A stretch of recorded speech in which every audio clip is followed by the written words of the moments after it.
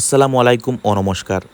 আজ আমি শিলচর শহরের একটি অত্যন্ত গুরুত্বপূর্ণ সমস্যার কথা তুলে ধরতে চাই। শিলচর মেডিকেল কলেজের পয়েন্ট থেকে মেহেরপুর পর্যন্ত এলাকায় রয়েছে অনেক বেসরকারি হাসপাতাল ও চিকিৎসা কেন্দ্র। প্রতিদিন বহু মানুষ দূর দূরান্ত থেকে গুরুতর অসুস্থ রোগীকে নিয়ে আসেন এখানে। কিন্তু বড় প্রশ্ন হলো, নিজের গাড়ি নিয়ে রোগীকে হাসপাতালে আনলে সাধারণ মানুষের গাড়ি কোথায় রাখবেন?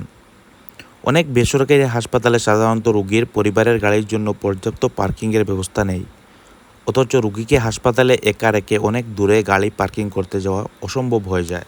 এই কারণে বাধ্য হয়ে অনেক মানুষ রাস্তার পাশে থাকা খালি, নোংরা ও অপরিচ্ছন্ন জায়গায় গাড়ি দাঁড় করান। কিন্তু সেখানে গাড়ি রাখার পর কখনো গাড়ির চাকায় লক লাগানো হয়, আবার কখনো গাড়ি সরিয়ে নেওয়ার ঘটনাও ঘটে বলে সাধারণ মানুষ অভিযোগ করেন। এরপর জরিমানা দিতে হয়। এখন প্রশ্ন হলো, একজন মানুষ যখন গুরুতর রোগী নিয়ে হাসপাতালে ছুটে আসছেন, তখন তিনি কি করবেন?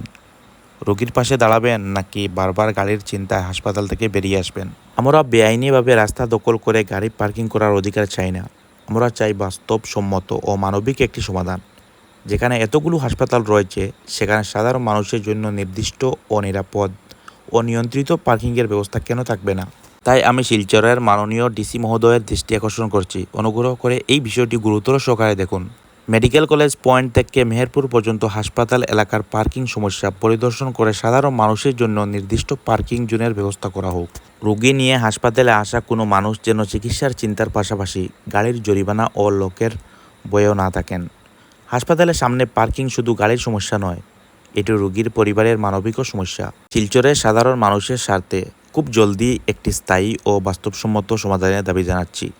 ভিডিওটি শেয়ার করুন যাতে এই গুরুত্বপূর্ণ বিষয়টি শিলচরের মাননীয় ডিসি মহোদয় ও সংশ্লিষ্ট প্রশাসনের নজরে